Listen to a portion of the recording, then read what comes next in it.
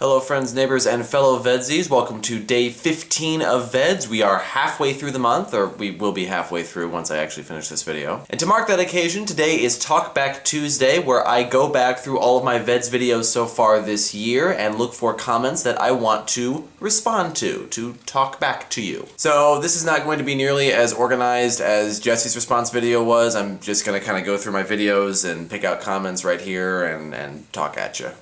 So here we go. For my day 2 video, Well Read Wednesday, a lot of you told me some of the books that you were reading, and a lot of you gave me some good recommendations for books to read, which, thanks, I didn't really need that many more, but, you know, I'll always take more. Blake Walker says, I could never read more than one book at once. I have to read a certain book consistently because if I go more than a week without picking it up, it's hard for me to get back into it. I definitely have the same problem, and that's why I probably should read one book at once and not more, but I can't help myself. I just can't. And Cassie Greenlee, also known as the person who recommended Lamb and Night Circus to me, and also known as my little sister, says, you've hit one of the things I love about Night Circus so much. You want to crawl inside the text and live there and have the story go on forever just because it's so beautifully and captivatingly written. Yes, absolutely. I have actually gotten to the halfway point of that book now, and things are finally starting to happen. It's a very slow-moving book, which is usually the sort of thing that bothers me, but in this case, I don't mind at all just because I love the writing style and I love the atmosphere of the story. On my Throwback Thursday video, day 3 of VEDS, Coda Lock Film says, I think the hallmark of any proper creative person is that you look back on whatever you were doing several years ago and you kind of hate that stupid little punk who somehow got a hold of your face and decided to make you look like an idiot for a little while.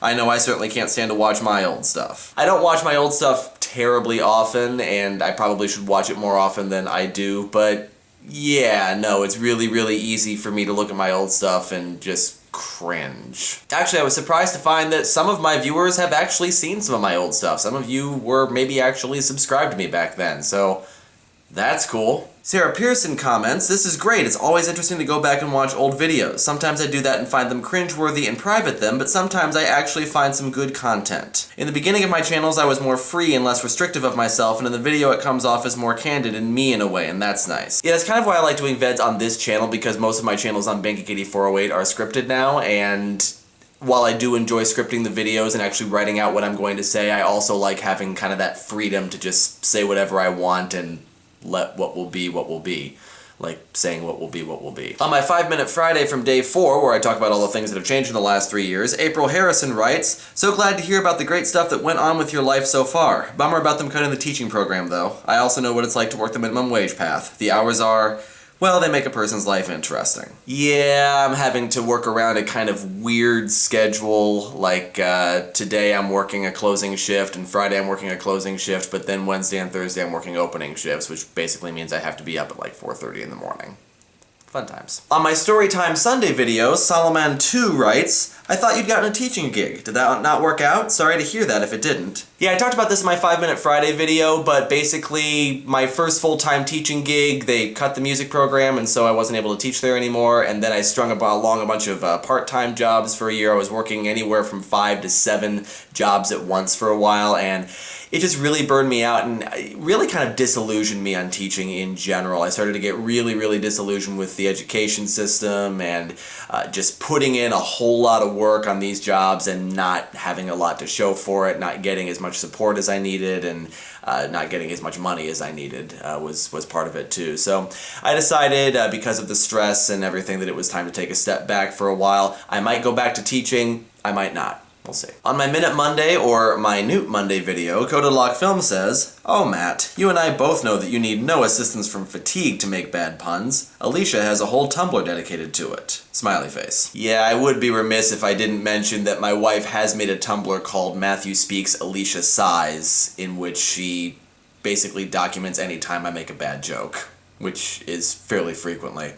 If I remember, I'll put a link in the description. On my Testing Tuesday video, where I tested out Adobe Premiere, a couple of you said that you really like Adobe Premiere and that you think that I should go ahead and get it, and I probably am going to go ahead and get it, but I'm going to wait until my birthday in a few weeks so that I can just use birthday money for it. On my Word Wednesday video, Tessa Weidenhofer, I don't know, sorry, says, "Don't worry, if you ever need to see some of your good qualities, we'll be here to show you." Thank you. That is one of the things that I enjoy about making videos on this channel in particular, is that I do have a much smaller subscriber base and a much smaller audience, and so I'm better able to find positive comments and supportive comments than I am on my main channel, where I attract a lot of trolls. On my 5-Minute Friday video on 9/11, Spartanite67, who is also doing VEDS by the way, says, "Today I had a hard time deciding whether or not to make my video about 9/11. I ultimately decided not to because I would be forcing emotion into something I can barely remember. At first I felt guilty about this, but the more I think about it, the more I feel I made the right decision. I don't want to make a video that would feel fake because that's more disrespectful, but I'm glad that people in a better position to talk about it are." I definitely agree. If you really don't feel moved to talk about it, then you shouldn't feel obligated to talk about it, but I do think that it's important to listen to the people who do choose to talk about it, and that's basically what my video was about. On my Self-Promotion Saturday video, where I first talk about doing this Talkback Tuesday, Dizzy State of Bliss asks me, "Is there any particular genre that is your absolute favorite or you steer clear of?" I used to be big into sci-fi and fantasy, and I still kind of have a soft spot in my heart for that genre. And I also used to be really, really into historical fiction, and again, still kind of am. And I really enjoy books that are kind of a combination of historical and fantasy, which is another reason why I'm enjoying Night Circus so much. But lately I have been trying to expand my horizons a little bit and read books that are a little bit out of my comfort zone. So I've been reading more books that take place in the real world, and I've been reading some books that are written in kind of an unusual style. And as far as genres that I avoid, really the only genre that I actively avoid is just all-out cheesy romance novels. It's just not my thing. And I think that's going to about do it for Talkback Tuesday. Thank you all for your comments, and please continue to leave them. I might do another one of these closer to the end of VEDS. Don't forget Fictional Friday this Friday. If you have a question of any of the fictional characters that I've created over the years, please feel free to leave that in the comments, and those fictional characters might make an appearance. If you can't remember all of my various fictional characters, because I have made a lot of them, you can actually go to my Tumblr page, which is linked in the description, and follow the Continuity Explain tab, and you'll find a list of all of the characters I've ever created. Ever. So until next time, friends and fellow VEDSies, see you tomorrow.